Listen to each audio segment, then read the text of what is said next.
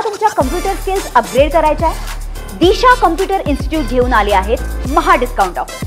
आता कोणताही कोर्स करा फक्त 1800 रुपयांमध्ये।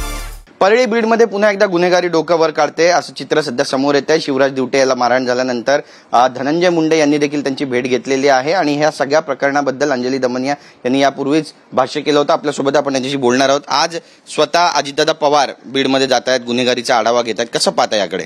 ते मला असं वाटतं की आता वेळ आली आहे की या सगळे पालकमंत्र्यांपासून आमदार, खासदार, धर्मगुरू, लोक जेवढी माणसं आहेत ना, त्यांनी आता एक चांगलं काहीतरी करण्याची गरज आहे। तरुणांना दिशा देण्याची गरज आहे।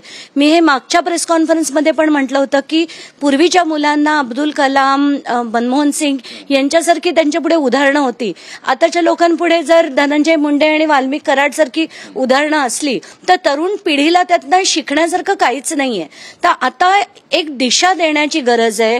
जेवढी भगवानगडावरची माणसं म्हणा, धर्मगुरू म्हणा, या सगळ्यांनी आता या तरुण पिढीला यातनं बाहेर काढण्यासाठी, जसं आपण ऑपरेशन सिंदूर तिकडे केलं सीमेवर, तसं एक मोठं ऑपरेशन बीड राबवण्याची आता खरंच गरज आहे बीडमध्ये। नक्कीच ताई, पण बरेच गुन्हेगार जे अजूनही फरार आहे, तुम्ही यापूर्वी देखील त्यांची नावं घेतली होती। पोलीस कुठे कमी पडतात असं वाटतंय का? मला असं वाटतं की आताचे जे एसपी आहेत ते त्यांच्या परीने होईल तेवढी कारवाई करतायत, पण ही जी कीड आहे ती इतकी मोठ्या प्रमाणात लागलेली आहे की त्यातनं बाहेर काढायला खरंच कॉन्सन्ट्रेटेड एफर्ट म्हणजे पालकांकडनं पण पाहिजेत, मुलांकडनं पण ती एक काहीतरी प्रयत्न केलेला पाहिजे आणि ही कीड काढायला मला वाटतं थोडा आपल्याला अवधी देखील द्यावा लागेल। अजित पवार स्वतः त्या ठिकाणी ग्राउंड झिरोवर जात आहेत आणि संपूर्ण त्या जिल्ह्याची पाहणी करणार आहेत आणि तिथे गुन्हेगारी किती मोठ्या प्रमाणात फोफावते याचा देखील ते आढावा घेणार आहेत। फरक पडेल असं वाटतं?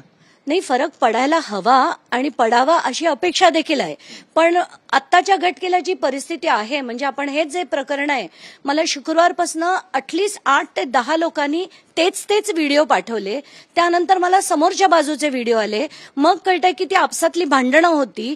याच्या आधी त्यांच्या असंख्य मारामाऱ्या झाल्या होत्या आणि अक्षरशः छोटी मुलं ज्यांना म्हणजे मिशा देखील आल्या नसतील ती अशी भाईगिरी करायला लागतात, तेव्हा काळजी नक्कीच वाटते आणि असं वाटतं की आपण महाराष्ट्राला आपल्या काय दिशा देतो याचा थोडा तरी म्हणजे त्यांचा भान या आमदारांनी ठेवायला हवं असं मला वाटतं। शिवराज दिवटेला मारहाण का झाली, त्यामागचं खरं कारण काय, काही कळलंय का?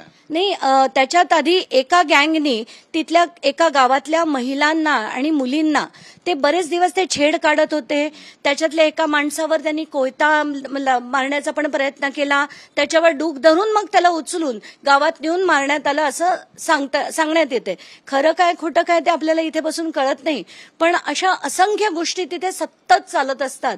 आत्ताच मागे एका गँग नंतर दुसऱ्या गँगवर मकोका लागलाय, आता ही तिसरी छोट्या पोरांची गँग बघून दुःख होतं। संतोष देशमुख हत्याकांड प्रकरणामध्ये आज न्यायालयामध्ये सुद्धा सुनावणी आहे आणि त्या ठिकाणी वाल्मिक कराड आणि विष्णू चाटे यांनी जे अर्ज दिलेले आहेत की त्यांना इतरत्र हलवण्यात यावं तुरुंगात, याबद्दल देखील सुनावणी होणार आहे। कसं पाहता? मला तर वाटतं या सगळ्यांना तिथून आता हलवून आर्थर रोडमध्ये आणण्यात यावं, प्रत्येकाला वेगवेगळ्या बॅरॅकमध्ये ठेवण्यात यावं आणि म्हणजे ते तिथली चाललेली जी व्हीव्हीआयपी ट्रीटमेंट आहे ती बंद होईल, यांची जे प्लॉटिंग चाललंय ते बंद होईल, भेटायला येणारे लोक असतील ते बंद होतील आणि गुन्हेगाराला गुन्हेगारासारखं वागवलं जाईल।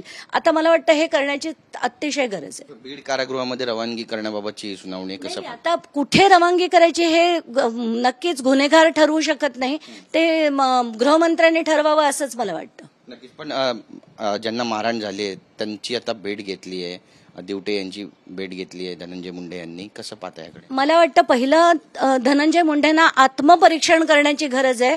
आपण आतापर्यंत काय केलं, कुठल्या गुंडांना मोठं केलं आणि त्या गुंडांमुळे ही असे गुंड झाले ह्याचं त्यांना भान आलं पाहिजे आणि त्यांनी आत्मपरीक्षण करून एक जसं आत्मक्लेश आंदोलन अजित पवारांनी केलं होतं तसं करण्याची गरज आहे आणि खरंच आता बास झाले हे सगळे थेर, हे सगळं बदलण्याची गरज आहे। धन्यवाद आमच्याशी बातचीत केल्याबद्दल।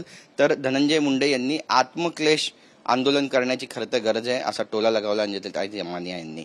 कॅमेरा पर्सन अमित शिगवणसह गिरीश गायकवाड, TV9 मराठी, मुंबई। तुम्हाला तुमच्या कम्प्युटर स्किल्स अपग्रेड करायच्या आहे? दिशा कम्प्युटर इन्स्टिट्यूट घेऊन आले आहेत महा डिस्काउंट ऑफर। आता कोणताही कोर्स करा फक्त 1800 रुपयांमध्ये।